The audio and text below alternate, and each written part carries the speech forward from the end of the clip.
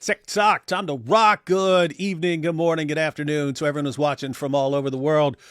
It's your friendly neighborhood philosopher here, D. Wood. And with me now, I have someone who was introduced. It was Jay Smith, right? Jay Smith? Yep. Yeah. Yeah. So, and I've seen, I'm familiar with, I've been familiar with Christian Concern for a while. I've seen your name, did not, but had not had never corresponded with you or anything like that. And Jay said that you were coming out with a new book and that we should get in contact. And so anyway, I just got the book last night. For everyone who's watching, I know this is not my normal time. Normally evening in the U.S., but different time zones and so on. And so for everyone who normally can't watch because it's in the middle of the night when you're sleeping or something like that, then you've got now. So enjoy it while it lasts. But anyway, so got your book last night, The Challenge of Islam, and it's got a foreword by Jay Smith, and the subtitle is Understanding and Responding to Islam's Increasing Influence in the UK. And a lot of people have a pretty dim view of the future for the UK right now. I even see lots of people who are from the UK and they're saying we're done. It's too late. Now I'm looking at it.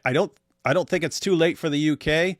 I just think that the longer people put things off, the messier it's going to be in trying to deal with it. Like there was a time when you could have dealt with it easily, and the longer you put it off, the more you push it off to a future generation, the worse it's going to get. But what are you? Why don't you?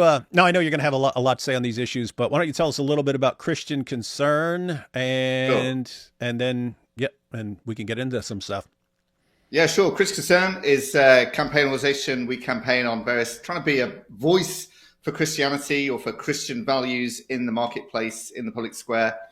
We do that often with legal cases, helping people who lose their jobs or get into trouble for expressing their Christian faith, of which Hassan Tash, the great evangelist, is one example. And we've been able to help her get compensation from the police twice now for wrongful arrest. I think they paid her £10,000 twice for that. And various other street preachers and other people who get into trouble for their faith. And we also campaign on various issues in politics and go in the media and all that kind of thing and talk about things. And Islam is one of our issues that we campaign on. I've been working here for 9 years or so. Islam's a key focus of mine. My background is actually in finance. I worked as a fund manager and became interested in Islam, like a lot of people, after 9/11, sort of watching almost live on the screens in the office the terrorist attacks there. And I've been aware of suicide bombers before that, but I thought they must be poor, easily manipulable, illiterate people. And here you had obviously trained pilots who are highly educated, well paid, and not easily manipulable. And yet they're motivated to do this. And I thought, gosh, I'd better understand Islam and research it and get into it, which I did. So that's kind of, and then, there's a wider story which you can get into later on, perhaps, around how I got further into this with Islamic finance and all that kind of thing. But yeah, we've brought this book out here in the UK. It's actually hit a bestseller list on Amazon on Islamic history, I think it is. I can show you the screen if you want on that. Shall I try and do that? Let's try and do that. Here we go. Look at this. Okay, see that? Uh-oh. It looks like you shared with audio. You got robot voice. Sorry. Oh, no. It was, there's a way to troubleshoot that. So you're actually going to have to sign out and come back in without sharing with audio. I only found this out. This only started when I switched to a new computer. Apparently there are some settings that I need to change, and I haven't done it. So you're going to have to sign out and come right back in. Do that. All right. Well, I should have warned him about that before we started. That if you share screen with audio, then it gets robot voice. So we'll see. Should be back to normal now. In there. Sorry about that. Yeah, there we go. Oh yeah, I know you have some. I know you have some slides. So Yeah. So I share those. Yeah, there's some way to do it without. No, I'm saying there's a way to do it without audio. Just to apparently that works. Again, it was because it was a Chrome thing. It probably was because sharing a Chrome tab. If I share that, that's probably okay, is it? Yep. Yeah. No robot voice now. Yeah, yeah, yeah.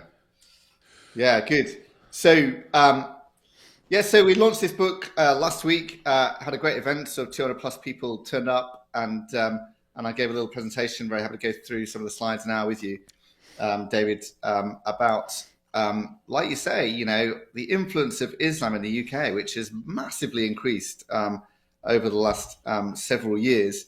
I think you can sort of talk about the challenge of Islam in three areas, really. One of Now, them is the now, apologetic.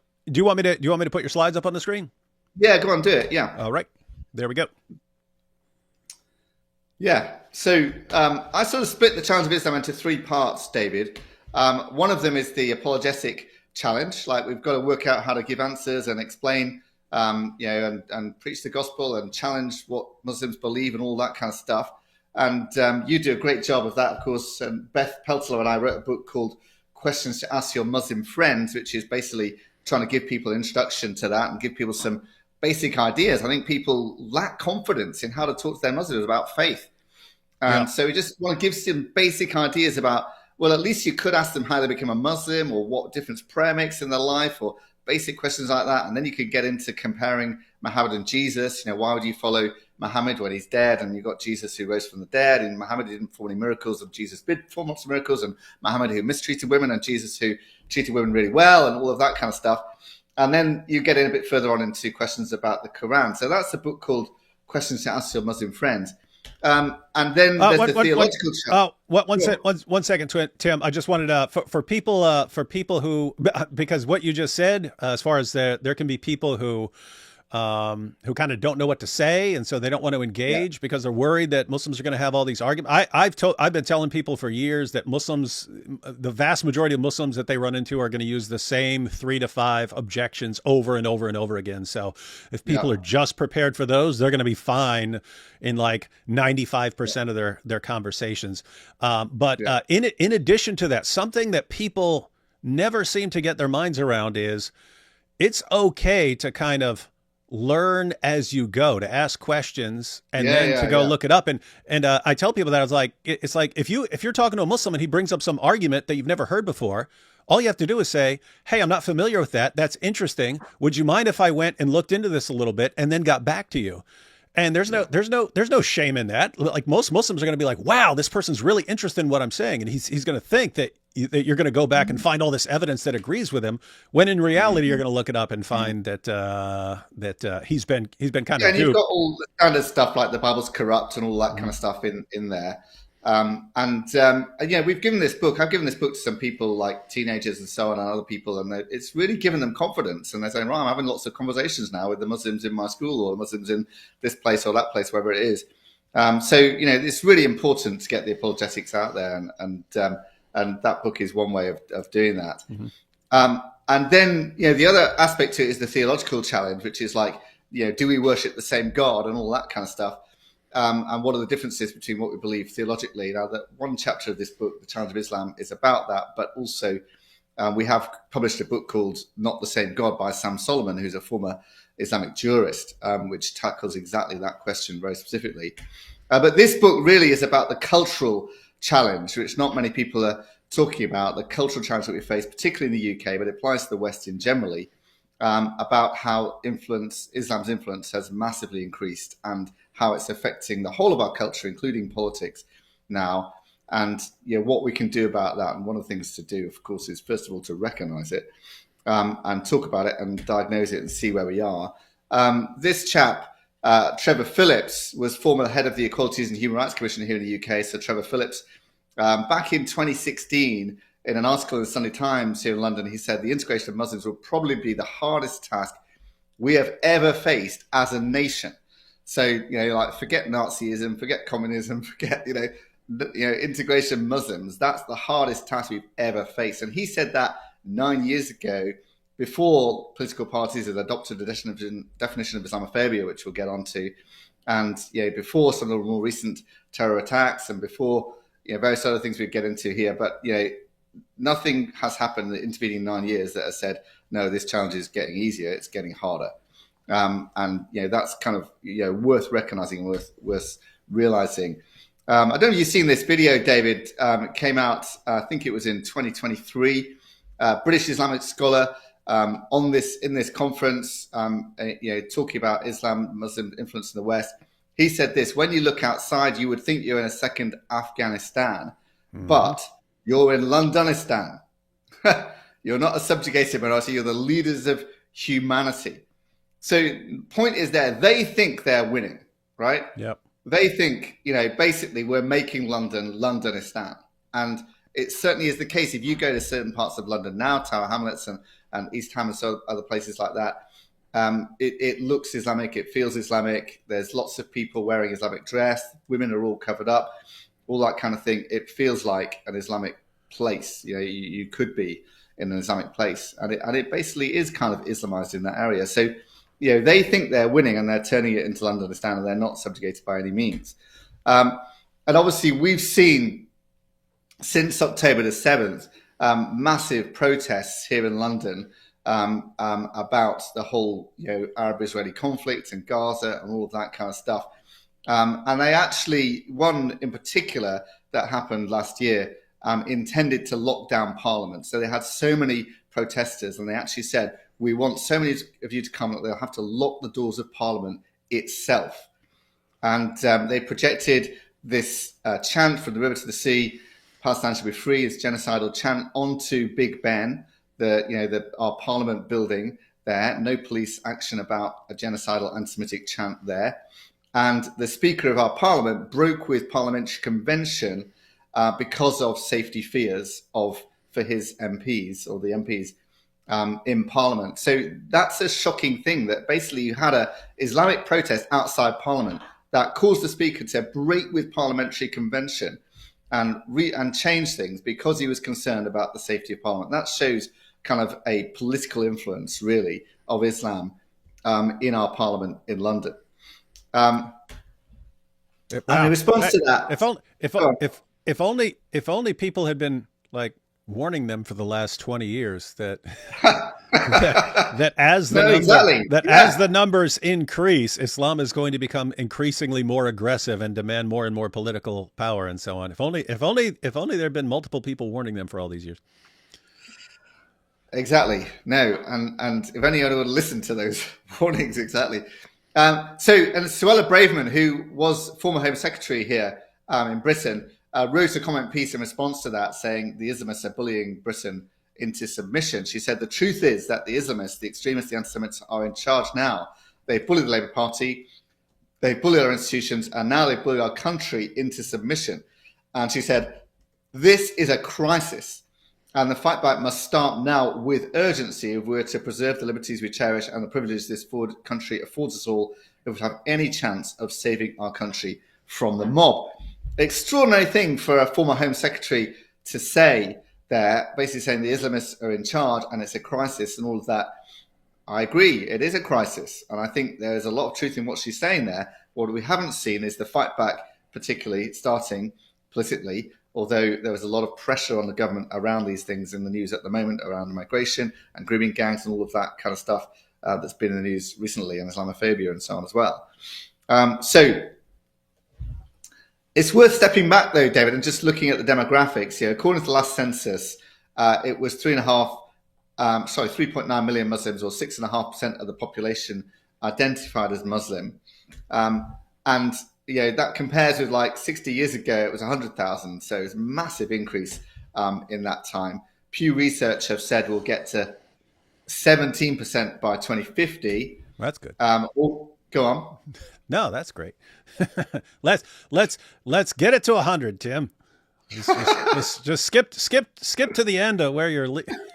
It's so weird. Yeah. Well, already you've got 10% of higher education students are Muslim, and disproportionately 18% of the prison population is Muslim. So that's kind of where you are. And you might sort of think, oh, it's only 6.5%. That's a minority. Well, just there's a few ways to think about that. One is that LGBT, the massive influence they've had, redefining marriage, for example, that's about 2% of the population. So, what they can do with 6.5% is a lot. Yeah. And the other thing is that it's not 6.5% across the whole country. In certain boroughs, it's 30% plus. So look at there, you have, this is from the census again, Tower Hamlets 39% Muslim. Blackburn were down on 35. Newham, Luton, Redbridge, Bradford, Birmingham. These are big areas, Yeah. and they have more than 30%. Yeah, and it's basically so you have lots of rural areas where if you look at a map, there's pretty much no Yeah, Muslims in certain areas, but yeah, that's right. it's the big cities. They're taking over cities That's right. as far as Yeah, numbers go, and it's really um you look at it and say, okay, 6.5%, guys. If you have 6.5% and you're bringing in more, and they have the highest birth rates, yeah. it's just straightforward mathematics. You could sit down there with a calculator and calculate exactly when they will reach certain other milestones as far as numbers are concerned. So don't underestimate don't Yeah, I mean, underestimate certain areas within 6.5%. those, within those areas, there'll be certain places where it's more than 50%, getting much higher than that as well.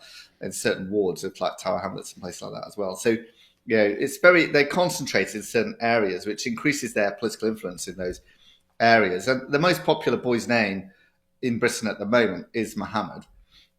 That's from, again, government statistics. That's the first time it's come top on its own without counting spelling variants. Of course, there aren't spelling variants of other names like Noah, Oliver, George, etc. But there are about 6 different ways to spell Mohammed. And if you sort of count them all together, it's about 13 years in a row now that you've had Mohammed as the top boy's name for babies here in the UK, which is just interesting to observe in terms of the cultural change. And then the average age of the population is 40. Average age of people identifying as Christians in the census is 51. Average age of Muslims, people identifying as Muslims in the census, is 27. There's your challenge right there, David. Yep. They're younger. They're younger. They're younger, they're more energetic, they're more enthusiastic, they're having more babies, all that kind of stuff. And we're just not getting the next generation growing in this. So that's a serious problem for us just right there in those statistics there. Don't you read this book, David, Among the Mosques by Ed Hussein? Have you come across Ed Hussein? Nope. He's a former radical Muslim, now a moderate Muslim. And he's quite good in terms of what he says, bearing in mind he's a moderate Muslim. But he wrote this book, Among the Mosques. And what he did is he went to the big mosques all over the country. So the biggest mosque in London, in Manchester, in Birmingham, in Glasgow, in Bradford, wherever. And he walks in as a Muslim and gets access and everything. And everyone respects him and assumes he's totally on side. And as he investigated, went to these towns, he said, there are no-go areas for non-Muslims in some of these towns where everybody knows you don't go there unless you're a Muslim. Major retailers have deserted Islamic areas. There are no pubs, there are no chain shops, all that kind of stuff. It's basically become fully Islamic. Women are segregated and veiled in the whole community. And fundamentalist literature of the kind banned in Saudi Arabia is on sale in virtually every Islamic bookshop in these mosques. So the kind of literature that's banned in Saudi Arabia because it's too extreme, you can get it in Britain dead easy. Just walk into one of these big mosques and get it. Now, that's kind of shocking and disturbing. And I don't see any appetite at the moment to control this. It's extraordinary. And No, that would be Islamophobic. Well, exactly. It would be, yeah. So yes, that's what he says as a moderate Muslim, that this is a real problem here. By the way, isn't it just amazing that like 14 centuries, the Christians of Europe said, hey, whatever we disagree about, whatever we fight about, we all agree that we are not going to be controlled by that. Aren't we all on the same page? Everyone, we're all on the same page, right? We are not going to be controlled by that, because once you're controlled by that, it's almost impossible to come back from it. And for 14 centuries, everyone understood that until our lifetimes, when everyone decided that no, Islam's the best thing in the world, and we can't get enough of it.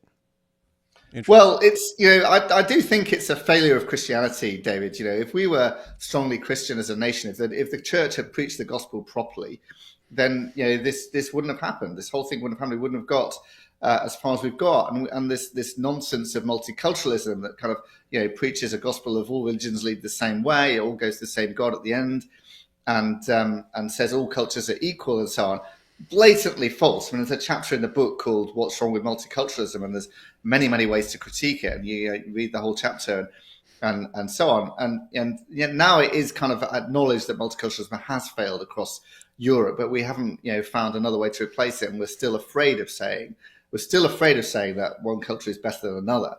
I just wanted to say a quick comment about multiculturalism because you Yeah, have sort of there's been sort of different ideals in the U.S. and in Europe in recent years, whereas yeah, the ideal in the U.S. has been the melting pot, right? Like people come from different parts of the world, but right. it all Yes, melts together into one thing. And yeah, so people still have like wherever they came from, like, their maybe holidays or their celebrations or their, the things they eat, the foods they eat and stuff like that. But and it, it doesn't always work out like this, but the goal is that everyone melts together into yeah. one And all big culture. assimilates. They Yeah, all where assimilate, and they end up. They've got it, but the thing is, they've got to end up sharing some common values. So if ultimately with multiculturalism, you end up with multi gods. It's like yeah. multiple monocultures is one way of putting it. You have monocultural areas that are fully Islamic. You have other cultural areas that are fully British. You have other cultural areas that might be Jewish possibly, or some other religion, whatever. But they're not. They don't share the values. They don't share the identity. And ultimately, that is a fragmented society that can't survive. Yeah, Because unless you have shared values, shared morals of some kind, the society, ultimately will fragment and break down. yeah, and that's what I mean. In the United States, it's like expected that everything's going to melt together, and you're going to end up with shared values. Whereas, I don't know, it just seems like in Europe with multiculturalism, it's that you're specifically not supposed to blend together because it's like it's bad, right? Yeah, yeah, Like that's right. if you come from Pakistan and you've got your culture, then if you kind of like adapt to European culture, it's almost like, oh, that's shameful because that's saying that our culture is better than yours and you have to adapt to ours, and that would be shameful. Therefore, when you come to Europe, don't adapt. Keep your same exact culture. And it's like they're doing that, but they don't realize. Okay, you're talking about people who believe in honor killings and killing apostates and all Mm, these things, and you're saying, yeah, mm, keep your values. Don't change your values. mm, mm. Yes, and assuming that all values are equal, well, actually, of course, treatment of women, for example, is a good example, a very obvious example, isn't it? In Islam, you have four wives, and women have to cover up, and all of this kind of stuff. David, listen, my son, went to a Church of England school. So it's ostensibly a Christian school, but we can ask about that with the Church of England. But anyway, and he was taught in a Church of England school that Christianity is bad for women and discriminates against women and treats women badly, and Islam is good for women, and Islam gives women dignity and respect. Mm-hmm. That was what he was taught in school. And Yeah. when he said to the teacher, doesn't the Quran say a woman's voice is worth half a man's voice, which is pretty much exactly what the Quran says? The teacher said, "Oh, that's an extreme interpretation." And when he said to the teacher, "Well, what about polygamy?" Then the teacher said, "I have to be careful what I say." Right? So Mm-hmm. the teachers are promoting Islam, seemingly knowing they're lying, knowing they're lying about it, and afraid to say the truth about it. And even in a Christian school, criticizing Christianity and saying Islam is better. I mean, Yeah. how crazy is that? That's pretty mental. That's kind of again the breakdown of culture, really. So, David, in the last election, you may have heard we had this campaign group called the Muslim Vote, that listed all the constituencies with more than 30% Muslims in it. So you can see, I went through the local councils earlier. Well, there's several more when you go to constituencies for MPs here, and one of them has more than 50% Muslim electorate on this. And they did a very determined campaign to get the Muslims to all vote en bloc, and ran independent candidates in many seats and backed other candidates in other seats around the country. Here's an example, MP. This is a Labour MP, Sarah Champion, in quite an Islamic area. So that image is from her social media, and campaigning for the Muslim vote and making conceding Muslim demands. In fact, according to statistics, the Muslim vote weren't quite correct. Actually, more than 50% of the population in 4 constituencies already here in the UK. In 2011, it was 25% of the population in 21 constituencies. Now it's 30 constituencies. In 2011, it was 10% of the population in 82 constituencies. Now it's 120 constituencies. The difference between winning and losing on most constituencies is 10% or less of the vote. So that's enough to swing the vote in, 120 constituencies or so, roughly speaking. And you had, here's one of the candidates, Shokat Adam is his name. He is now MP. Election leaflets like this one, vote genocide, vote Labour, appeared in his constituency without saying who they were published by, which was a breach of electoral law because there's strict spending constraints and you have to report your spending on election campaigns and election adverts. This didn't do that, so it's breaking election rules. Shokat Adam's brother expressed clear support for Hamas and praised a Palestinian gunman shot dead after murdering a Jewish tour guide in Jerusalem, said he was a martyr. And he had someone else who was campaigning for Shokat, who's subsequently been charged with encouragement of terrorism and convicted on public order during the Leicester riots.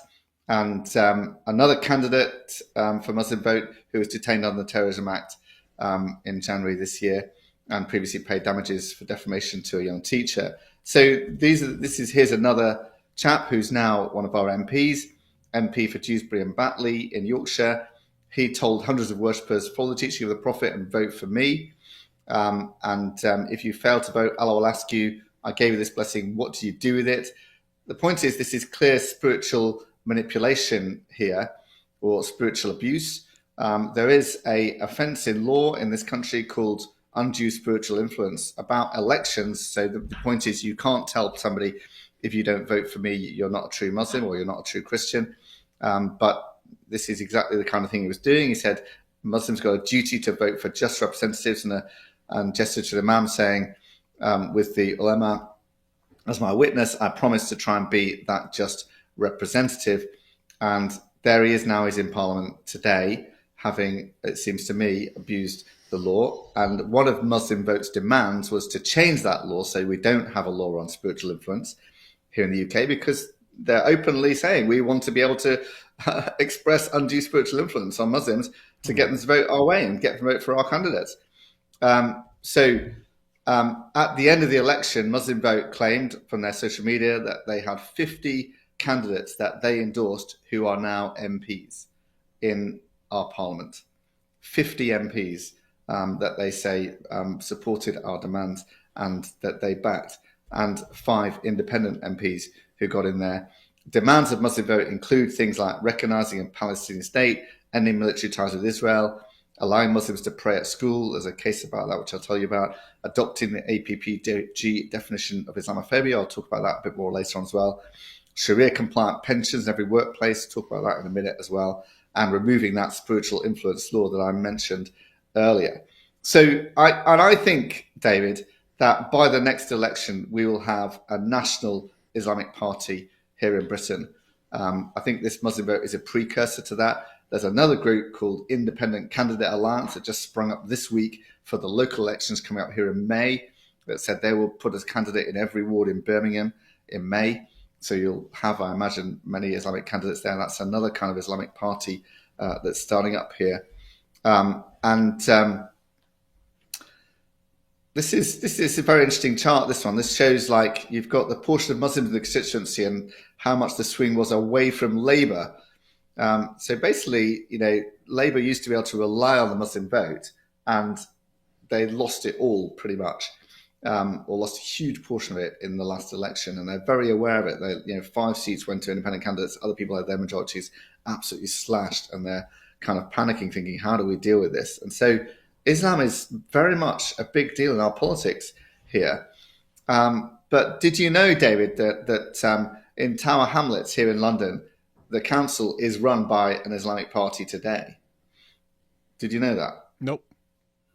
So there's a political party here called Aspire. If you Google it, there's no website. There's no press inquiries. There's no publicly available constitution. That chap there, Lutfar Rahman, is the mayor.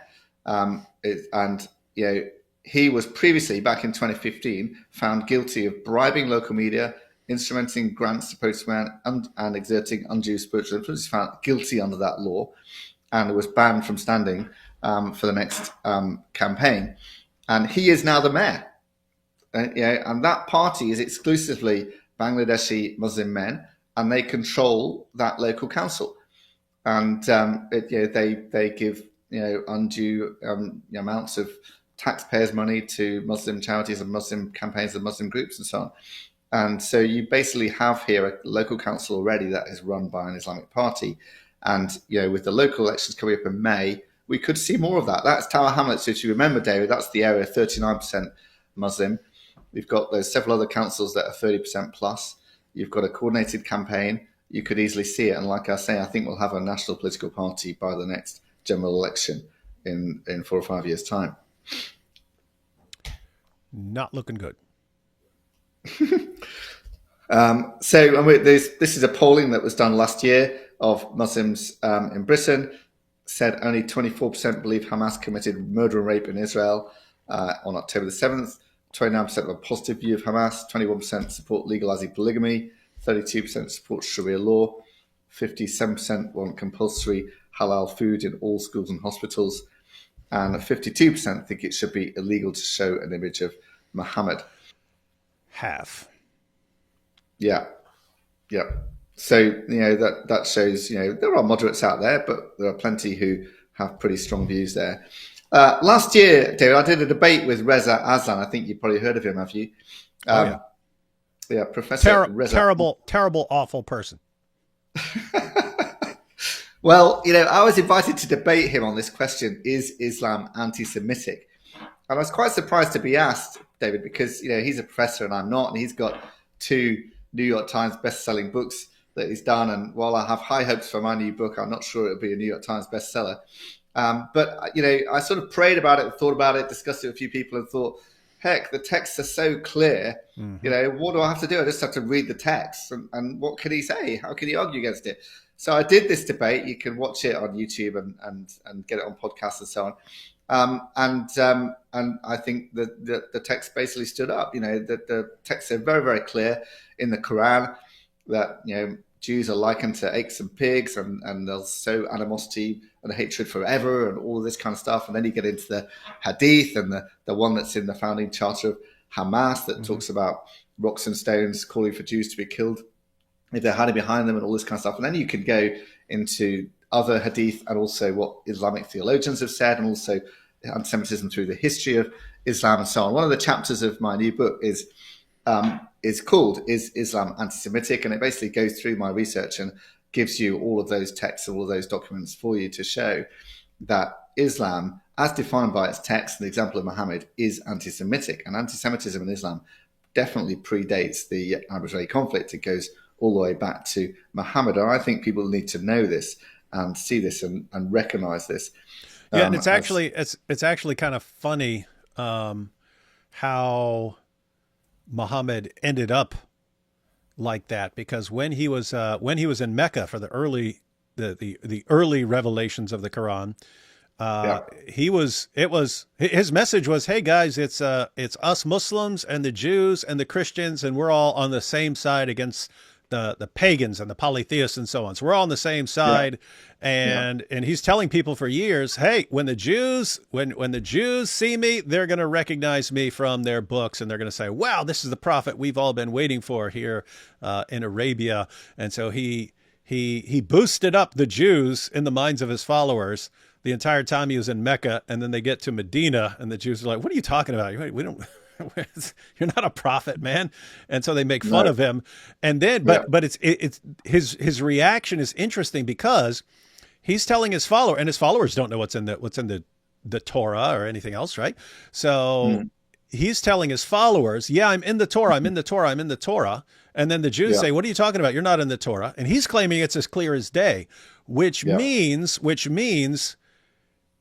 if he's in the Torah and it's as clear as day and they're covering it up, then that just means they're evil, right? They're evil. They're trying to cover up what a true prophet is doing. and that Yep. means that they're evil, and therefore they just have to be wiped out. They have to be wiped out because they're opponents. They're opponents of God. And Yeah. so that then it became they have to be wiped out, and the end won't come. You won't get your virgins in paradise until you wipe out all these Jews. And then he did personally behead 600 Jews, didn't he, in the Battle of the Trench as well, and stuff. So it became very violent and so on. So yes, anti-Semitism is right there in the Quran and in the Islamic text. And just moving into various other areas in our culture that are influenced. Education is a key battleground in culture generally. Everyone wants to influence the children. This school in Newham, which is in East London, was named the best primary school in England in 2017. The head mistress wanted to ban girls under 8 years old from wearing the hijab in school as part of their uniform, and she asked the government to support them. But there was a campaign by the Muslims against it. Standard Islamic teaching doesn't require the hijab till puberty, so it's a very hardline thing that says if you're under 8, you still have to wear a hijab. But the campaign was so strong that the school backed down and said, okay, yes, you can. And the chair of governors resigned. And we heard that 150 schools make the hijab compulsory here in Britain. So, which school now in Britain, if the best school in the country reaching out for government support can't stand up to this, no schools can stand up to it if they get a campaign like that. And of course, they always do their best to send a good message to Muslims, namely, just throw a big tantrum and we'll give you whatever you want. Yeah, exactly. So it always reinforces it. Yeah, that's exactly the message. This is a photo of a meeting of the APPG. APPG stands for All Party Parliamentary Group. It's kind of like a coalition of MPs and other parliamentarians. This is the APPG on British Muslims. So you can see what they're doing there in our parliamentary building. They're having a prayer meeting. So they're unashamed of doing that. And in Britain today, if you buy food like chicken or lamb from any of these major outlets, it's very likely to be halal. Britain has more halal slaughter than the rest of Europe combined. It's about $2.6 billion market. Basically, the whole industry almost of meat slaughter has now been Islamized here in the UK.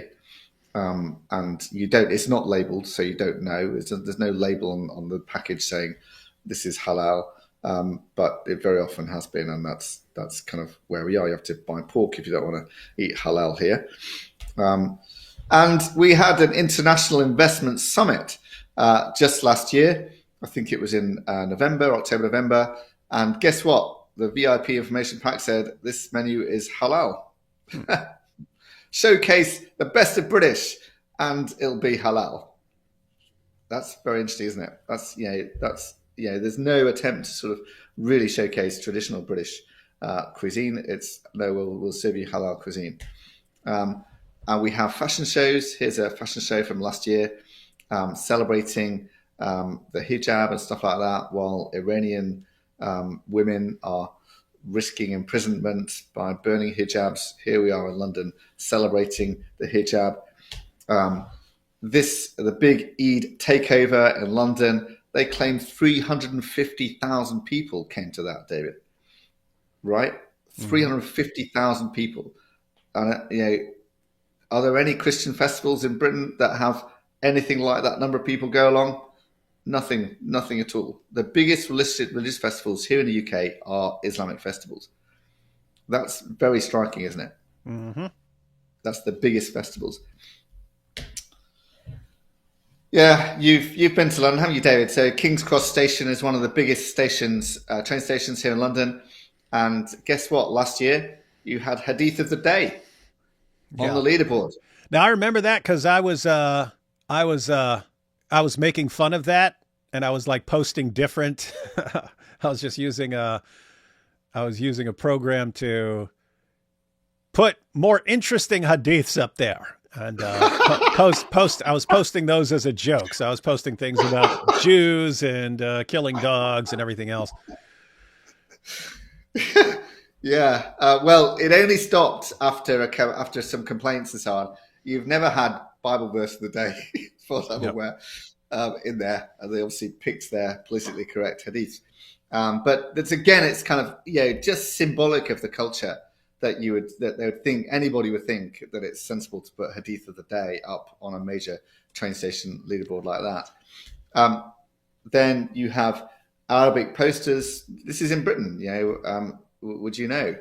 But that's just, again, symbolic. In London last year over Easter, no, there wasn't Easter lights. It was Ramadan lights, because we've got to celebrate Ramadan, forget Easter. Um, Again, very symbolic. Like, this is what we do in Britain now. We celebrate Ramadan, but we don't celebrate Easter. And that's where the culture goes. And forget Easter. It's extraordinary, really. Um, and we have these Sharia courts or Sharia councils operating in Britain.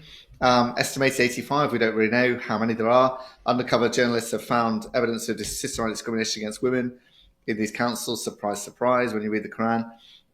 Independent government inquiries confirmed that is happening. And that's a real issue. We have kind of a parallel legal system in this country here around that. And that's been one of our campaigns to sort of try and stop these from running. The big thing that they do really is divorce. You have many Muslim women who get married in a mosque, and they don't realize it's not a legal marriage. Mm-hmm. And so they've just got a Sharia marriage. And then if their husband divorces them, which, as you know, they can just say, I divorce you 3 times, or leaves them or dies, they have no legal rights. The only way they can do is go to a Sharia court and say, please help me, and pay lots of money to them and hope that they're feeling nice on that day. So one of our campaigns has been to enforce legal registration of religious marriages, because that would actually basically make these businesses put them out of business. It's 95% of their business. And a lot of people don't realize how bad this problem is as far as having the marriages done in mosques and so on. Because one, that's how they do polygamy. Yes. And I've known women who are the second or third wives, and they're not officially recognized by the government, but these guys will marry 2, 3, 4 women and girls, and they're just recognized by the mosque. But so this allows them to practice polygamy, but also allows them to it allows their wives to be recognized by the government as single mothers and to get benefits when they're married. They've got husbands. They've got husbands, but officially, as far as the government is concerned, they're single mothers. And so it's actually understood in places in the Muslim world, because in the Muslim world, in Muslim countries, you have to be fairly well off to be marrying 2 or 3 or 4 women, because you have to be providing for them all. You have to provide homes for all of them and so on. And so it's generally people who are sort of well-to-do who can do that. Yep. But even like lower class, like poor Muslims understand it's in their minds. If they're in places like Pakistan and other places, if we can just get to Europe, then I can marry 2, 3, 4 women. Get marriages all in the mosque. All my wives are recognized by the government as single mothers, and so all my wives are paid for. You have governments in Europe, and they're subsidizing polygamous marriages, and it's just it's pretty amazing stuff. It's crazy, and this solution of forcing registration of religious marriages is quite simple, and it would actually solve it one go. You would stop polygamy straight off because it's against the law, and you'd protect these women, and you'd stop all of this subsidising of people and so on. And it's been recommended by the Law Society here and also by the Council of Europe and recognised generally as a good solution, but nothing's happened in terms of the government actually doing something about it. So there's another problem that we have here. And of course, we had an MP who was actually assassinated by a Muslim a couple of years ago, 2021. I was shocked today because in Parliament, when they sort of debated about this, they said, the problem is social media. We've got to do something about social media. It's this horrible social media. That's what gets people angry and works people up. And nobody talked about Islam, even though the killer himself said that he was struck by a verse in the Quran which says, strike them wherever you find them. And he told the court, if you encourage someone in an act of jihad, it's a good thing. And he said, quote, I killed him in the cause of Muslims and for the sake of Allah. So, what more do you need to know, about him and about what he was trying to do? But nobody wants to talk about that. No, let's just talk about social media. Let's not talk about Islam. Let's talk about social media. And he wasn't the first MP to be stabbed. We had an MP stabbed back in 2010, Stephen Timms, stabbed by a Muslim woman with Islamic motives. He was very fortunate because he did survive the attack. But this is a problem now that MPs know that, there are Muslims out there who will attack them or will be motivated to attack them if they say things or campaign for things that Muslims don't like. And in fact, we had another MP who resigned last year and said he's not going to stand in the general election because of threats to his personal safety. He mentioned attacks by Muslims against crusades. The same killer who killed Sir David Amess had actually intended to kill him, or would have gone him if things had worked out that way. He'd had a suspected arson attack in his constituency. Police advised him to wear a stab vest. He was like, I'm not doing this. This is, again, political influence by violence and by threats of Islam. People think, I don't want to do this. I don't want to say this. I don't want to speak up about this. I don't want to be an MP. And then that's basically dimitude, isn't it, basically, to the Muslims. Islamic finance. Islamic finance is a growing thing here in the UK. I did some research on this when I was working in finance, actually, David, because I thought, well, gosh, I ought to understand Islamic finance. And so I read up on Islamic finance, and I found that it's based on a modern radical interpretation of the Quran. There's a chapter in the book called What's Wrong with Islamic Finance, and you can read up about it.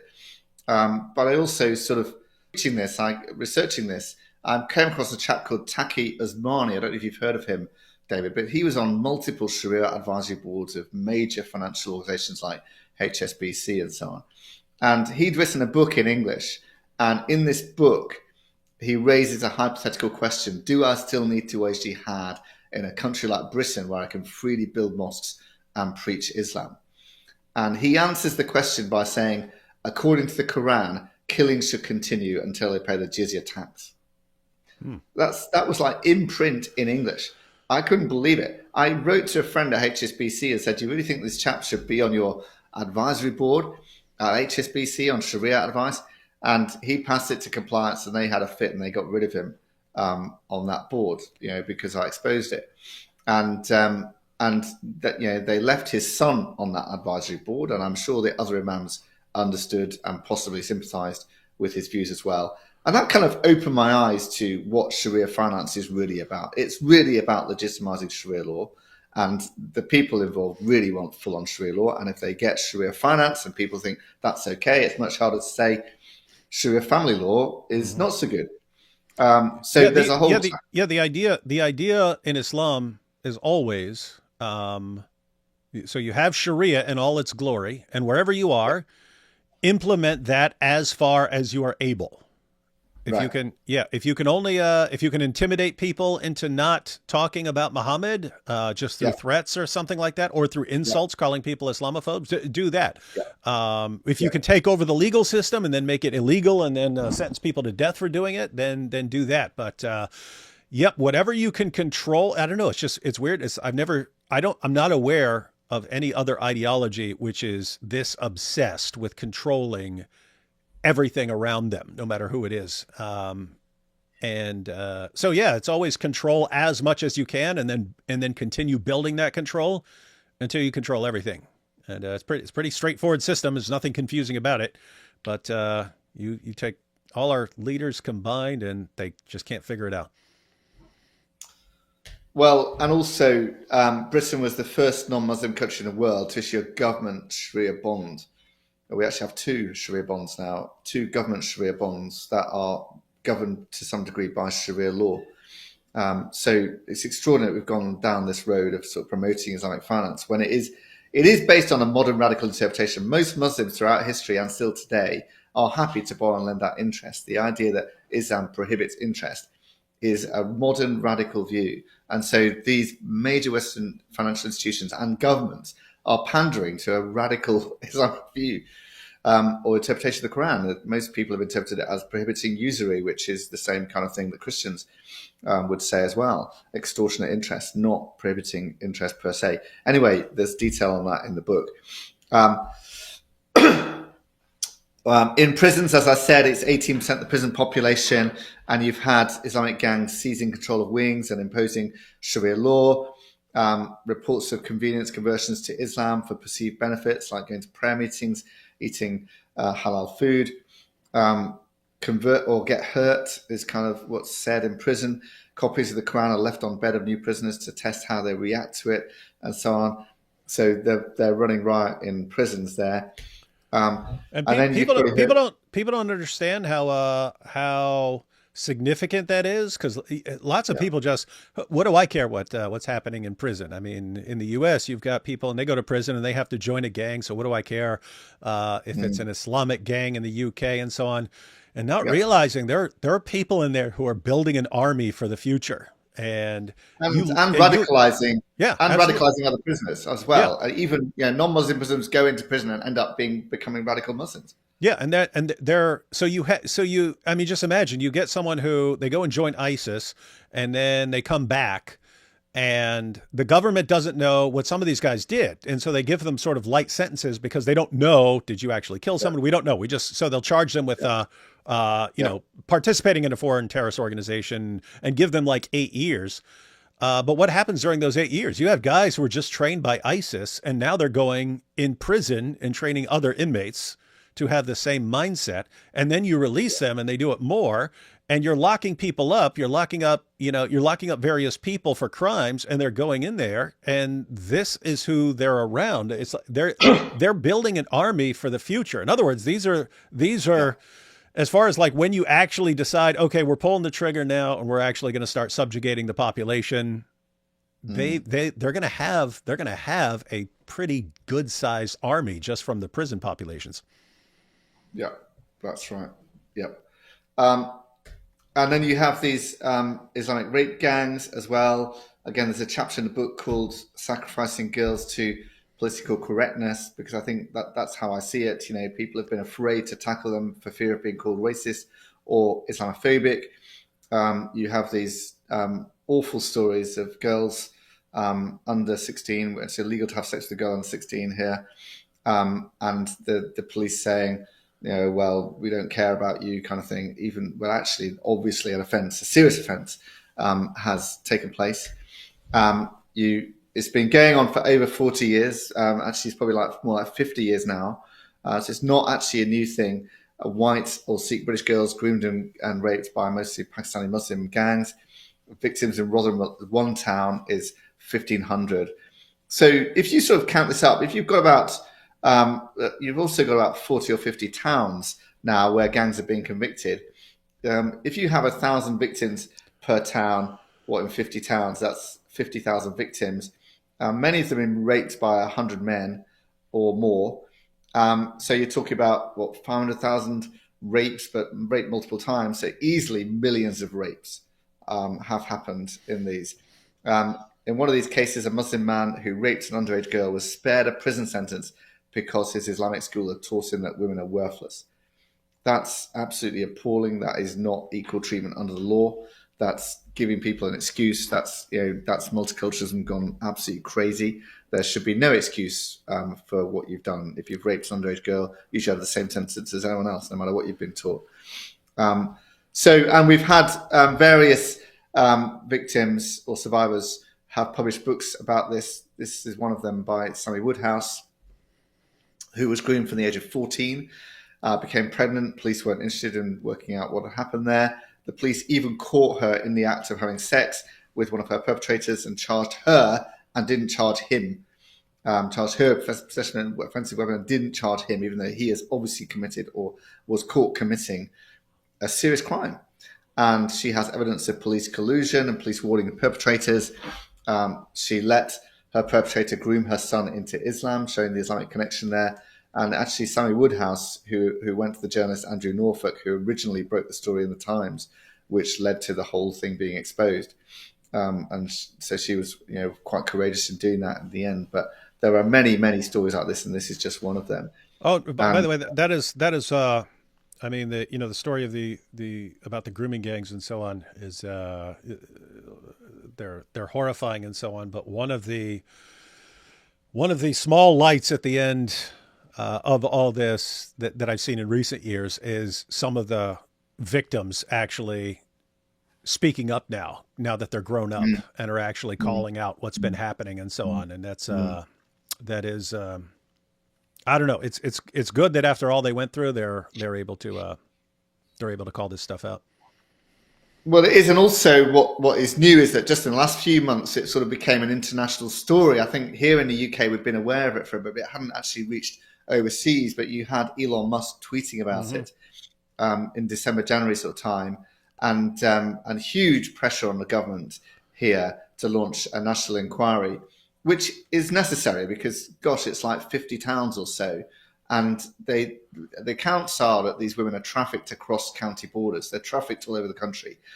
So how can a local inquiry deal with that? It obviously can't deal with it. And Oldham councillors requested a national inquiry, and it hit the news because the government refused a national inquiry, and they continue to refuse it even after pressure. They instead said we're going to do 5 local inquiries.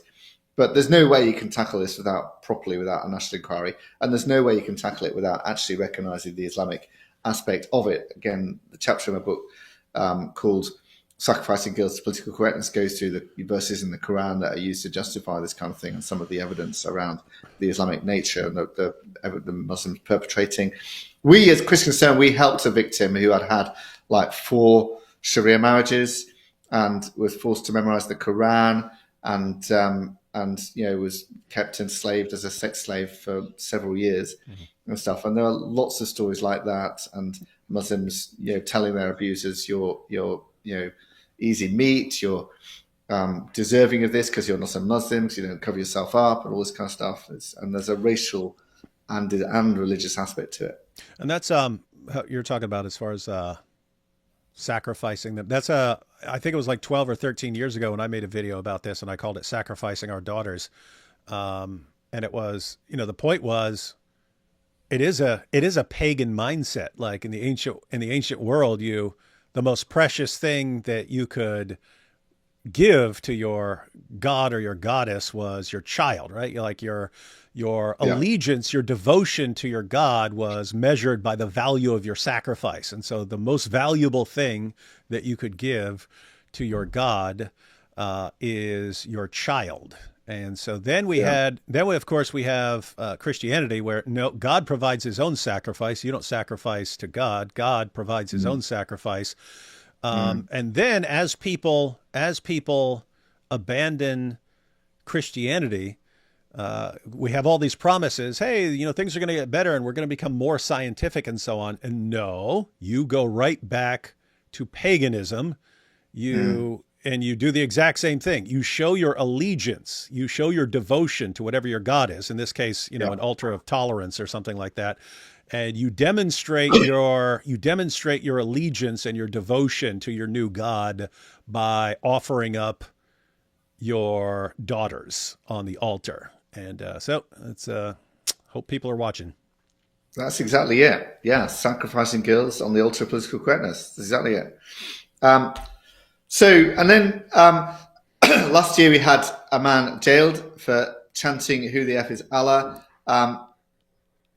He was not accused of any actual violence or even threats of violence, but the judge, a notorious judge, actually argued that prison time was appropriate because it was served to deter others for engaging in similar acts. There have been no arrests or charges for chanting "From the river to the sea, Palestine shall be free," the anti-Semitic genocidal slogan there. If you said "Who the F is Jesus" here in the UK, you would have no chance of being arrested, let alone sent to prison. So there we are, police enforcing effectively a blasphemy, Islamic blasphemy code here in the UK. That they want to clamp down at anyone insulting Allah, but they don't care about insulting Jesus as the police. We had this big conference last year, the Global Peace and Unity Festival. Sounds fantastic. 50,000 visitors, 400 exhibitors. Here is a leaflet that was handed out at that conference. We say resistance, you should do antonym terrorism. So they're basically saying, don't say terrorism, say resistance. That's okay, and that they're using it to defend, saying armed resistance and genocide war crimes against occupying power (brackets Israel) is both lawful and legally protected under international law, and therefore, mislabeling it as terrorism is wrong. So don't call it terrorism, call it resistance. So you can see whose side they're on and who they're supporting without actually saying it. It's clearly pro-Hamas, that whole conference there.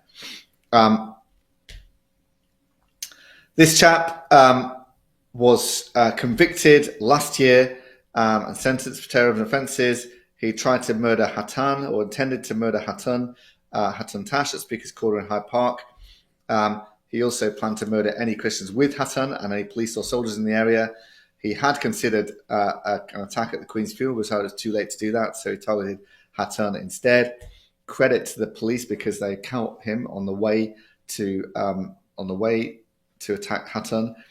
And hey, guess what? He converted to Islam while in prison. We talked about that earlier, weren't we, David? So he'd got in prison for some other reason, not Muslim by background, and became a radical Muslim and decided the thing to do is to try and kill Christian evangelist Hatan Tash. Little side note there, because again, people don't understand the problem of converting and then radicalizing inmates. A lot of people in prison, they're pretty comfortable with risky behavior. They don't have a lot of respect for the law. They have a big problem with authority over them and so on. They're already in there for something. I mean, assuming you didn't catch an innocent person or something like that, they're already there for being lawbreakers. And then you take all of those features and you use them, right? You radicalize these guys. They're already willing to take risks. They're already willing to break the law. They already don't like authority over them and so on. And you take these guys and then say, hey, now do all of that stuff, but now you're doing it for Allah. And Allah wants you to. And he's going to reward you for doing all the stuff that you've been doing all your life. But in Islam, you're rewarded for it and not punished. And so you're getting some dangerous guys. And here's Exhibit A. Exactly. Here's another guy who was convicted, I think this was last year as well. He killed a 70-year-old person and attempted to kill his housemate. The judge said that the murder of Terence Conley was a terrorist act in which he hoped to influence the British government. When you attempted to kill Javed Nouri, it was also intended to punish him for converting to Christianity, because that is not permitted by your Muslim faith. Hey, a bit of an enlightened judge there, David. And of course, he's right, because Muhammad said whoever changes Islamic religion, then kill him, and it's standard part of Islamic law that apostates should be killed.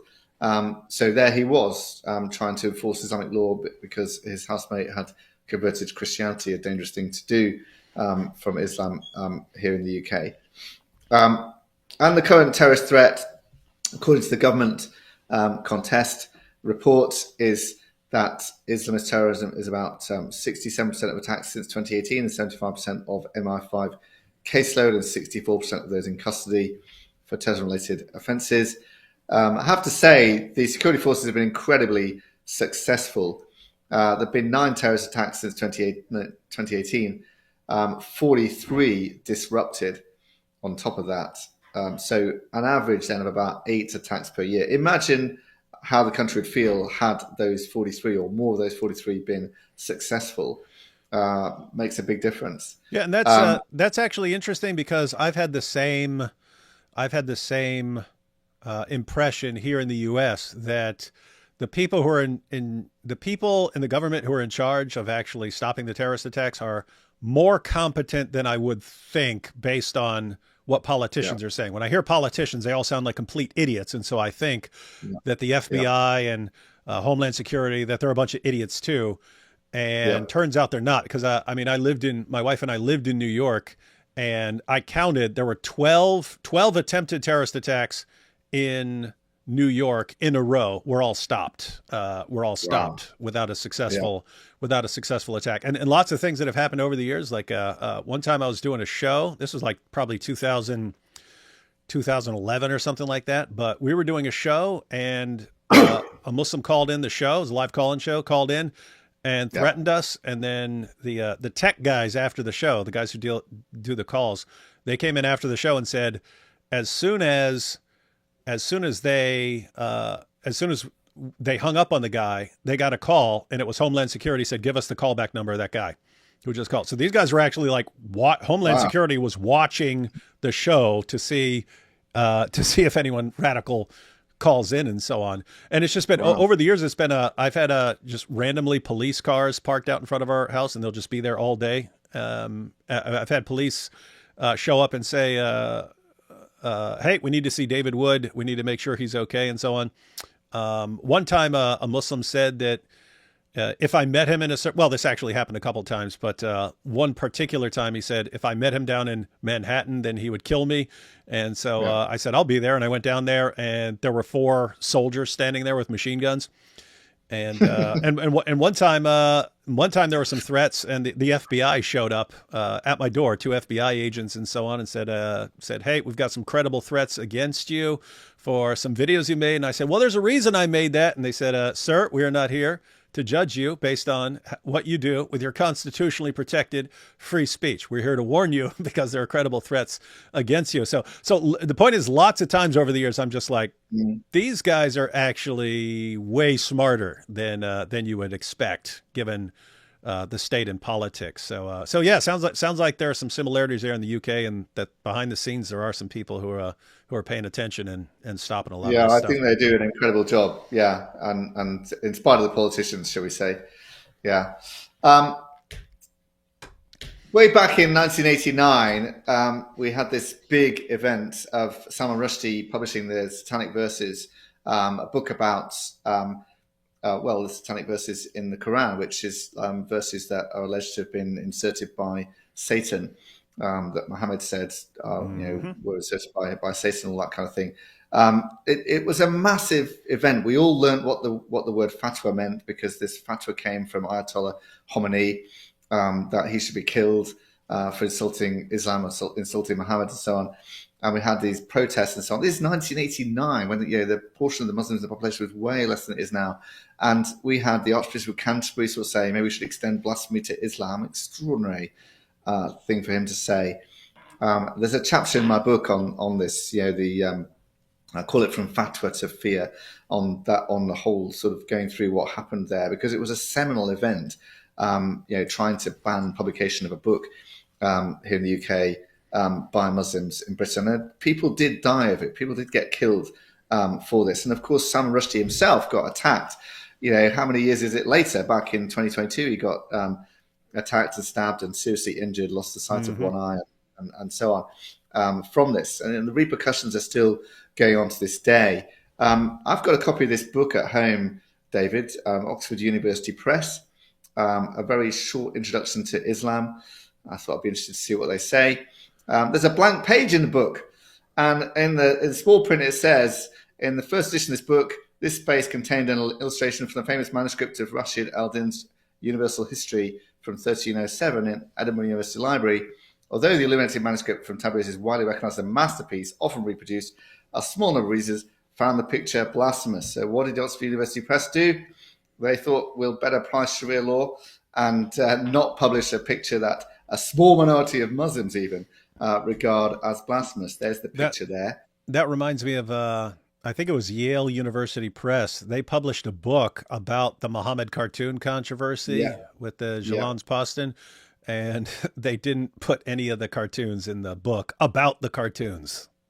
This is even worse. I mean, this is not a cartoon. This is Yeah, a this is classic this manuscript is image. artwork. Yeah. So Oxford University Press there is enforcing hardline Sharia law, and blasphemy effects in its publications. That's where we are. It's kind of extraordinary they did that. But that's part of the repercussion ongoing. Everyone remembers Salman Rushdie, and publishers will not publish stuff that they think might attract that kind of attention. We talked earlier about this APPG, All Party Man Parliamentary Group, on British Muslims. Back in 2018, they produced this report, Islamophobia Defined. And they define it in this way. Islamophobia is rooted in racism and is a type of racism that targets expressions of Muslimness or perceived Muslimness. Now, even as I read that definition, David, you can see so many problems with it. Like, Islam is not a race, right? So how can you say Islamophobia is a type of racism? And then expressions of... Tim, what if I say, hey, I have a problem with child marriage and killing anyone who leaves Islam? What race am I criticizing there? I'm not familiar with what race I'd be condemning. No, exactly. It's nothing to do with racism, but this is how they want to define it, as a type of racism. It's kind of cultural racism is the theory behind it here. And expressions of Muslimness, what does that mean? There's no clear definition of what that means. It could be anything. Oh, and in case you weren't sure that it could be anything, it says perceived Muslimness. So if anyone perceives that you've attacked somebody's Muslimness, then you are Islamophobic. That's it, by definition. So it's an incredibly vague definition, incredibly broad. Some of the examples in there include saying things like linking Islam with grooming gangs, criticizing Muhammad for marrying a 9-year-old girl, which are criticisms of Islam and not necessarily Muslims. But this definition has been adopted by the Labour Party as part of its code of conduct, by the Liberal Democrat Party, Scottish National Party, Plaid Cymru, various other political parties, and dozens of local councils have formally adopted this definition of Islamophobia. I wrote this report, Banning Islamophobia by the Back Door, for the Free Speech Union here in the UK, published last year. They managed to get Richard Dawkins to write the foreword to it. You've heard of Richard Dawkins, I imagine, David. Yep. And I think they wanted an atheist to sort of discount the fact that I'm a Christian to make, so that people would think, oh, it's okay to read it because Richard Dawkins has endorsed it. Smart. And the full text of that is in the book as well, if to read that. And I go through all sorts of criticisms of this definition and examples of people who've fallen foul of it for various reasons. And there's real pressure on this. In fact, just last week, Angela Rayner, one of our top politicians, it was announced that she's, or sort of leaked, I suppose, that she's going to set up a council to come up with a government definition of Islamophobia. And the person who is touted to be the chair of the council is a chap called Dominic Grieve, who wrote the foreword to that report, that APPG report, where the definition came up. And then another chap who is touted as being on the shortlist for the council is a chap called Kari Asim, who was appointed as a government advisor on Islamophobia by the Conservative government some years back, and then was sacked because he campaigned for banning a film, The Lady of Heaven, to be showed here in the UK. And they sacked him, saying, you basically campaigned against free speech, so you can't be a government advisor. And guess what? Labour government comes in and says, let's have him as an advisor again. Kari Asim has said that all depictions of Muhammad are haram. So he's like hardline on that. And there's various other information about him in the book, in that chapter on Islamophobia as well. I was astonished to see that he's back in the frame. It seems like the government has no interest in actually preserving free speech if these are the kind of people they want on a council to define Islamophobia. Here's the protests against the film Lady of Heaven, which is a film about Muhammad's daughter. Massive protests outside cinemas. Signs saying it's not okay to offend 1.8 billion people. Baroness Claire Fox tweeted that the film ended up being pulled because of these demonstrations. And she says, disastrous for the arts, dangerous for free speech, a lesson to all those who argue identity politics is not a threat to democracy. Yeah. And of course, they keep sending that message to Muslims. Just throw a tantrum, we'll give you whatever you want, and not realize. And keep in mind, it's the same thing with it's the same thing with everything, with the cartoons, with it's always the same thing. If you throw a big enough tantrum, we'll back down and give you what you want. Whereas all you would have to do is for everyone to be united on doing the exact opposite of what you demand. And you'd only have to do that really once or twice and they'd get the message, right? Like if you tell us not to play this movie, we will play this movie all day, every day in every city for 6 months straight if you try to shut it down. And then they would, okay. If we try to control all these people, they will actually do the opposite. So, okay, we can't control them like that. Instead, it's, what are you throwing a tantrum about? Oh, okay, then we'll do that. Then we'll do exactly what you want. And bad message. It encourages terrorism. It And of encourages course, violence. what it means as well, David, is that no film producer is going to produce a film that relates at all to Muhammad or has any risk of criticizing Islam here in the UK. Nobody's going to do it because it's not worth it. You're probably going to get it cancelled. So you basically end up with self-censorship as well, as you already have in publication to some degree as well in the UK, that people are thinking, well, back off, I'm not going to touch Islam. Yep. And that's the repercussion of allowing these protesters, like you say, to enable something to be banned like that. And of course, we had this famous lesson on free speech, school teacher who wanted to teach a lesson on free speech, and in the course of that lesson showed a cartoon of Muhammad, and he taught the most powerful lesson he's ever taught in his life. The whole country learned that we do not have free speech in relation to Islam. And he is still in hiding to this day, 4 years later. When there was a by-election there, none of the candidates spoke in favour of free speech for the teacher. There you go. No politicians prepared to back him. And everyone learned, don't do this. It's, and again, they were successful and everyone backed down to it. And that's a perfect example because Molly Norris years ago, again, this is probably 2011, 2012 or something like that. But she was a cartoonist in the US, and in response to Muslims threatening the South Park creators and stuff over planning to have Muhammad in an episode, she said, let's have an everybody draw Muhammad day. And she drew like a teacup that was saying, I'm Muhammad and stuff like that. It was all kind of like little cute stuff. But she was massively threatened with being murdered, and she's been in hiding ever since. So she canceled the everybody draw Muhammad day. So she did everything she could. And as far as I know, she's still in hiding.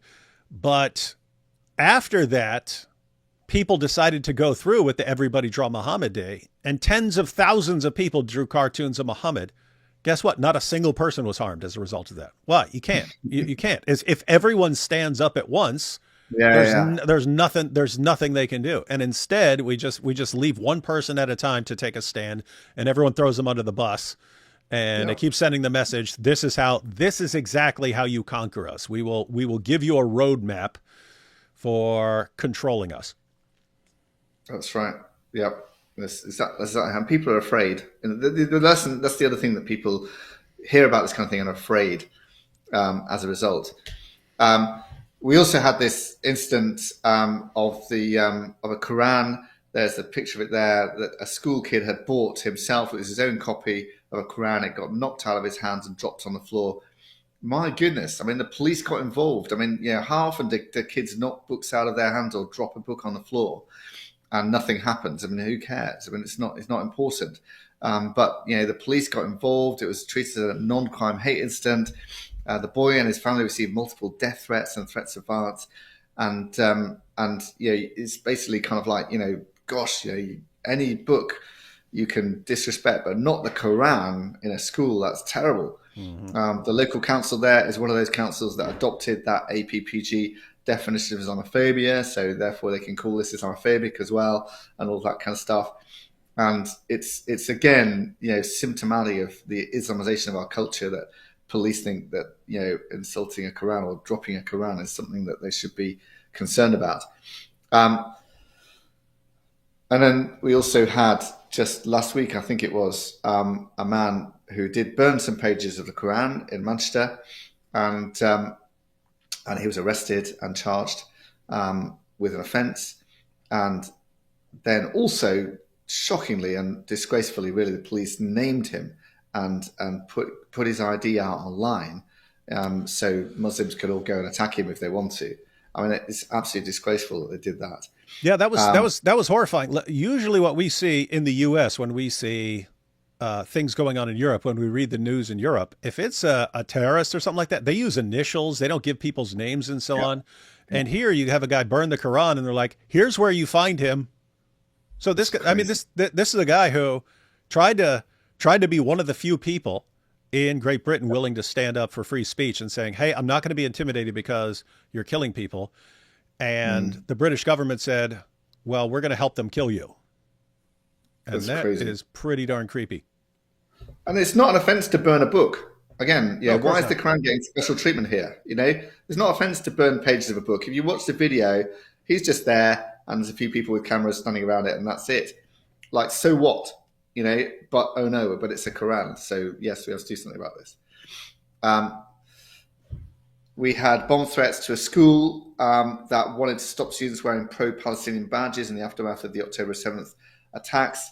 The protests actually forced the school to close 2 days early at the end of term because of threats to the staff. Parents were warned in a letter that they might have to revert to online teaching if the safety of their staff and children cannot be guaranteed. They had to put police officers outside the school for a week. They had to hire private security. And teachers said they feared for their safety over threats of violence. You see the kind of intimidation here. I think the school did actually stand up to this in the end and were successful in not allowing this to happen. Good for them, but they paid a price for it. Here's another school that also stood up to it, actually. This school is our top school in the country on Progress 8, which is like a measure of how much value you add to the kids. You get kids and you sort of predict what their grades would be based on how they're doing now. And this is an inner city, non-fee paying school, and they get fantastic results.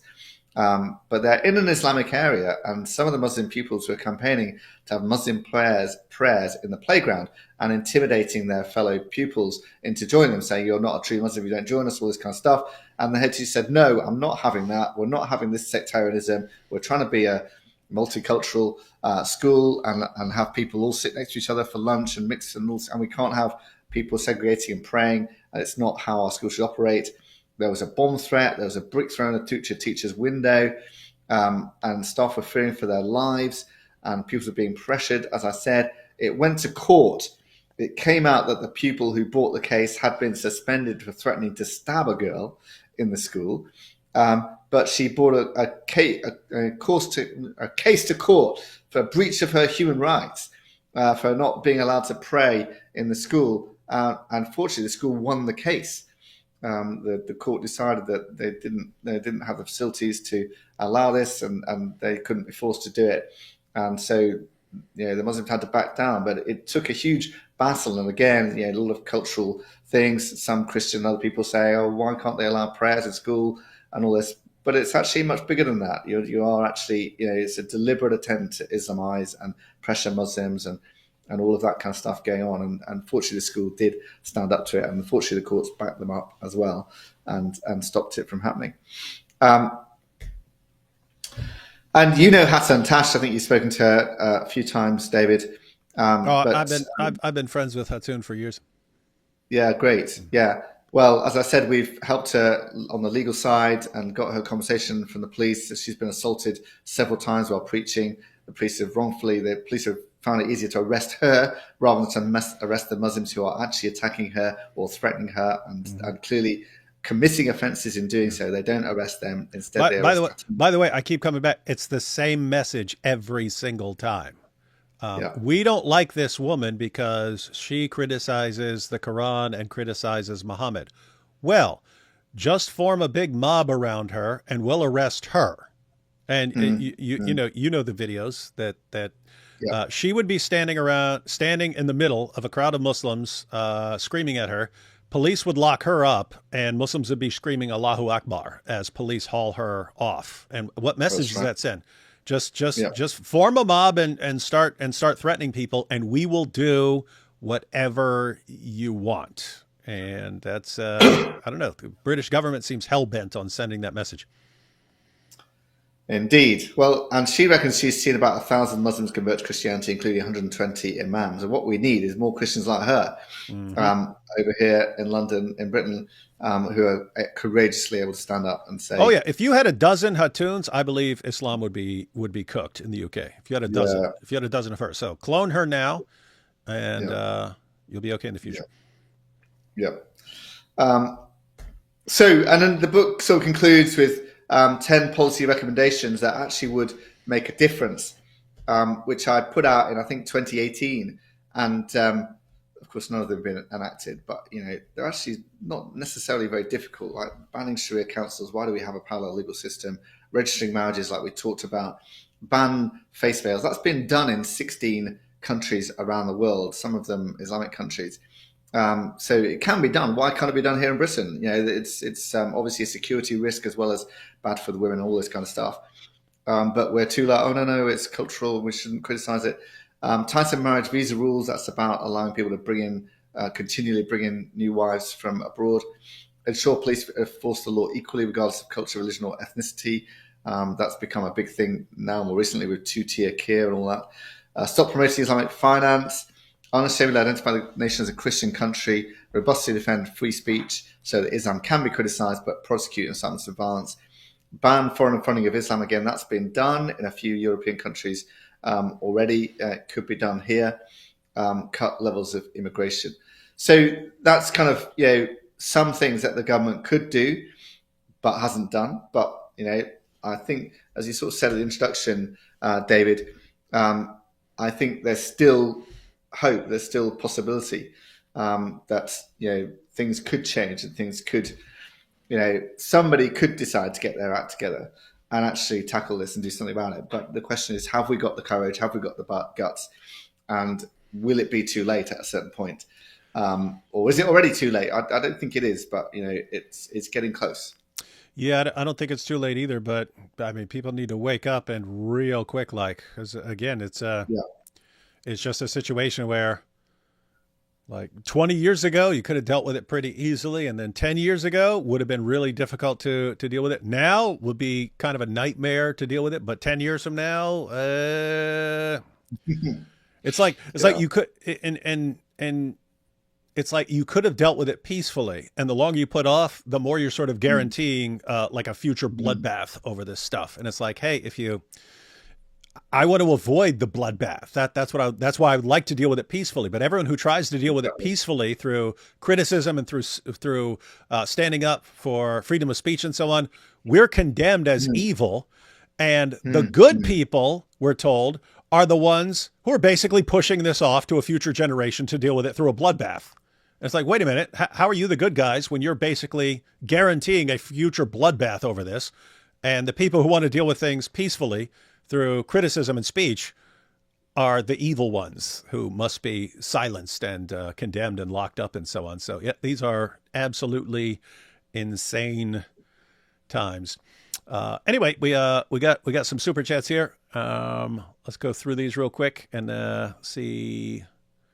Some people just joke in super chats and stuff like that, and other people have questions or comments. Thank you for sacrificing your time for the glory of God. Yeah, it's what we do. Love you, D Wood. Keep doing what you're doing. I'll try. Also, second confirmation that AP is the cause of tardiness. Oh, yeah. So you don't know about that.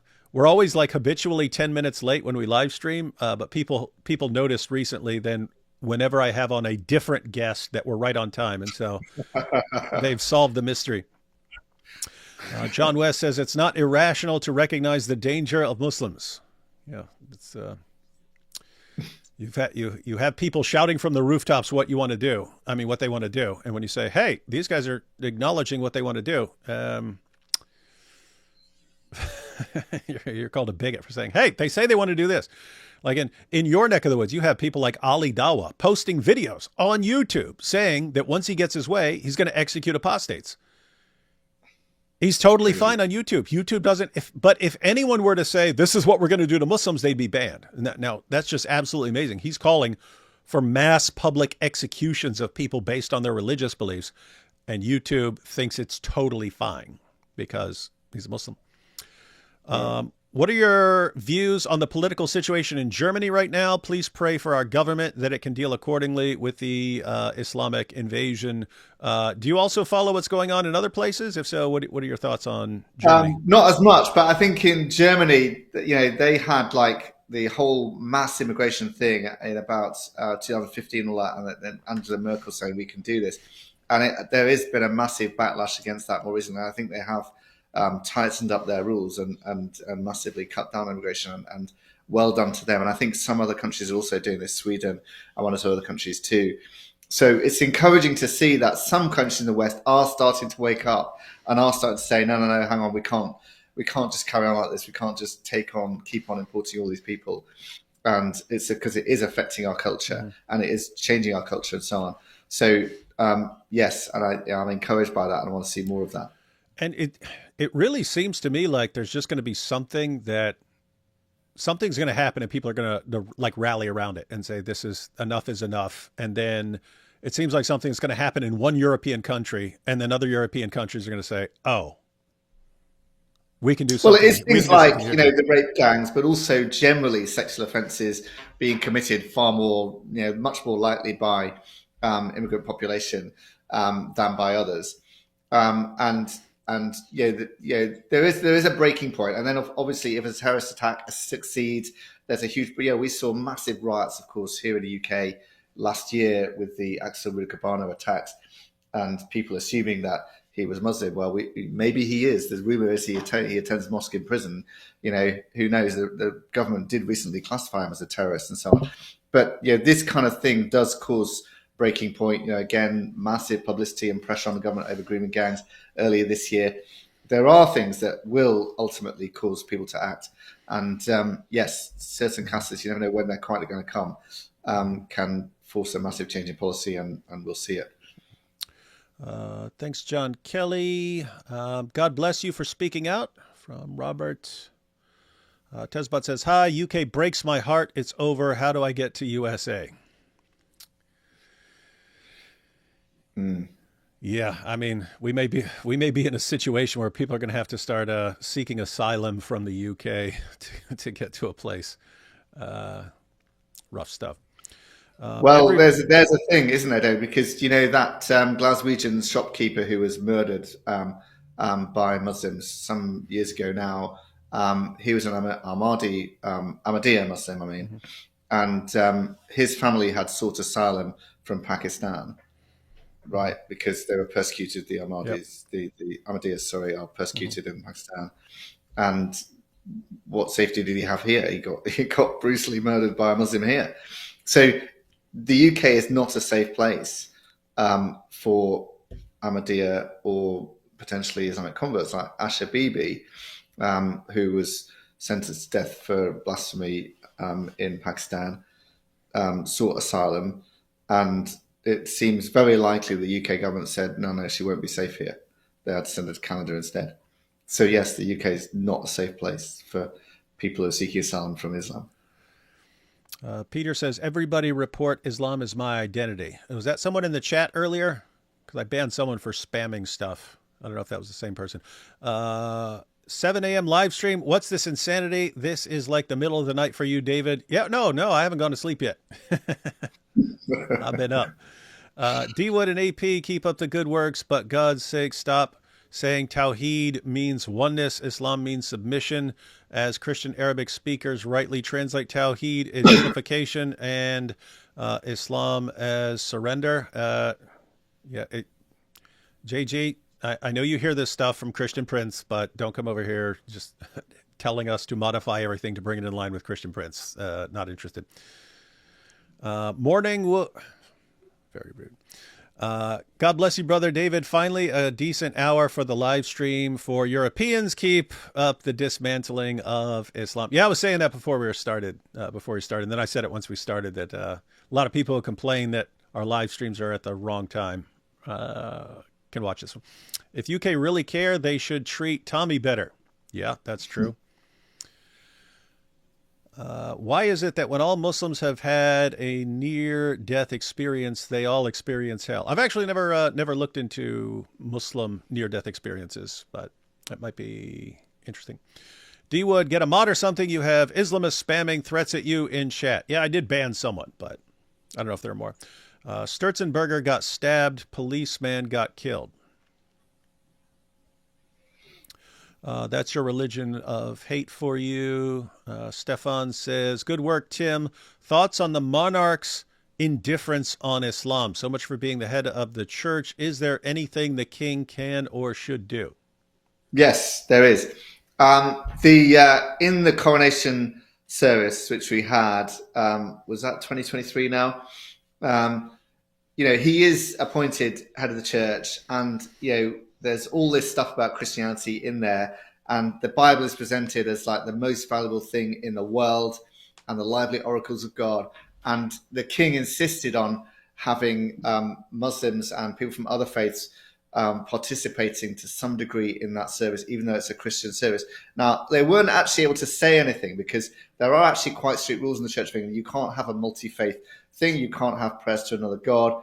Well, he didn't do that, but he made a point of involving people from other faiths in there and trying to say, oh, no, I'm not. I'm multi-faith and all this kind of stuff. He could actually just say, I'm a Christian and this country is a Christian country and promote Christianity, as Queen Elizabeth effectively did. And every time she gave a Christian message, Christmas message, she said something about Christianity in it.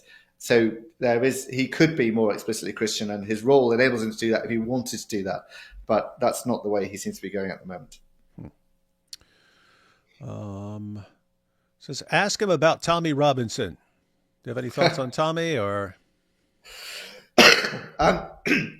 Tommy, I followed his case, David, and I have a lot of respect for him. I don't agree with everything he's ever said or done. Don't suppose he agrees with everything he's ever said or done either. He's in prison right now for contempt of court because he insisted on showing this film about this case of a kid who was bullied in school.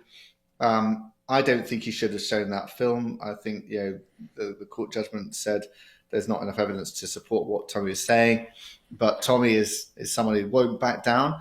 And so he progressed and proceeded to show that film. Now he's in prison. It's outrageous that he's being kept in solitary confinement for something like 21 hours a day. It's incredibly bad for his mental health. I think it's very shocking that this is happening. I'm pleased to see there's international support to try and stop that. Elon Musk is funding his lawyers, I understand, on it. And I hope they manage to get somewhere with it. Because that is not how they don't even treat the Muslim grooming gang perpetrators like that, right? That's right. So why are they treating Tommy like that? It's not a violent offence or anything. All he's done is breach a court order. You should not be held in solitary confinement for 9 months for doing that. No, you'll lose your mind because I've been in prison and I've been in solitary, and you start losing your mind. So I can verify that. And I was there for a couple months. He's there for a lot longer. As far as because people always say, look at this thing Tommy did, and look at this messed up thing. This goes back to what I was saying earlier about the dangers of Muslims recruiting inmates. You're getting a different kind of person. You're getting a person who's willing to defy the government and so on, things like that. But here's the thing.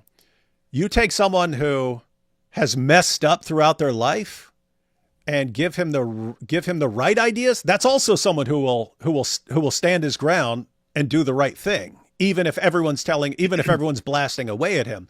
So it's basically certain personality traits of people who are willing to take risks and so on. That can be taken and used for bad purposes.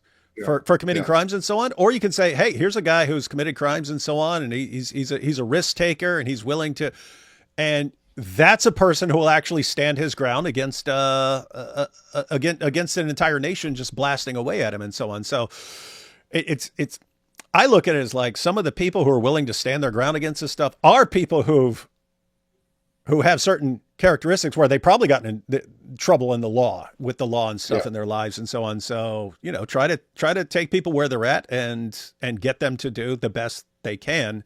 And, so it's a weird situation, but the things the charges against him are things like, I was locked up. I never saw anyone locked up for those things. Those are things you fine people for. You would find. No, you don't lock people up. Yeah. That's the other thing. You shouldn't even be locked up for that kind of offense. So it is really bad. It's another example of discriminatory justice system. Mm-hmm. And I have to say, I said this to AP in a live stream a while back. I said I would, if a girl was being groomed by a grooming gang, I would trust a randomly selected prison inmate from the United States to protect her before I would trust a British police officer to protect her. And I said that because things are different in the UK because you have such a high Muslim population. You have so many people in there for being grooming gangs and so on. In America, that is bottom of the barrel. If you are in there for doing something to a kid, something sexual to a kid, you're going to have a miserable time. You're going to have to check into protective custody because the other inmates will beat you. They will beat you senseless, take all your stuff, and you're either going to die or you're going to check into protective custody. And so these are guys who they would not put up with that. And calling them names and calling them Islamophobes would not stop them from protecting a child and so on. And you got police who will do everything they can to protect the groomers and so on. So anyway, yeah. Anyway, the only point there is sometimes people can have good characteristics that they misuse, and you can kind of say, okay, you misused those, you got into trouble, but you are the right person for another kind of job, and try to steer people on the right path. But as far as Tommy, I wouldn't care if he had done all kinds of things. If he's the one guy standing against the grooming gangs, then he's got my support on that. Let's see. Good guess, but in your money, people don't awake enough. I don't know what you're talking about. What are you talking about, Stefan? Gotta go. Thanks for an informative presentation. Yep. And no comment from Colin. Thanks. And Stefan says, I love the UK, but without Islam again. Good guest. All right. Well, that wraps everything up. Thanks to Tim. Again, guys, the brand new book, The Challenge of Islam. It's Tim Dieppe from Christian Concern. I have the link to the YouTube channel, Wait, is Islamic Truth back? Oh, man. Okay, here's the troll they were talking about. You're messing with the wrong people. We are 2 billion in number. Be very careful, or you could be next, like Salwan Momika. So what? Salwan Momika desecrated a Quran? He did this? That's what you're threatening me for? Did that go the way you thought it was? Islamic Truth. That's what I think of your threats, and now I'll just ban you. And that's what I think of everyone who's going to harm me. If you want to do something, here's my throat. But you're not going to do anything. All right. Sorry about that, Tim. We have a rule here. When people threaten, we go ahead and do the opposite of what they demand. And I just wish more people did the exact same thing. All right. So, very good. So link to Christian Concerns YouTube channel is in the description box, and a link to the new book on Amazon is also in the description box. So everyone be sure to grab a copy and read it and get your mind around what's going on in the UK, because even if you're not in the UK, seems like something everyone in the entire world needs to stand their ground on, and we need to help. We need to help our friends in the UK as much as we can. And so get the book, check it out, learn what's going on there, and expose Islam. And we'll catch you all next time. Great. Thanks.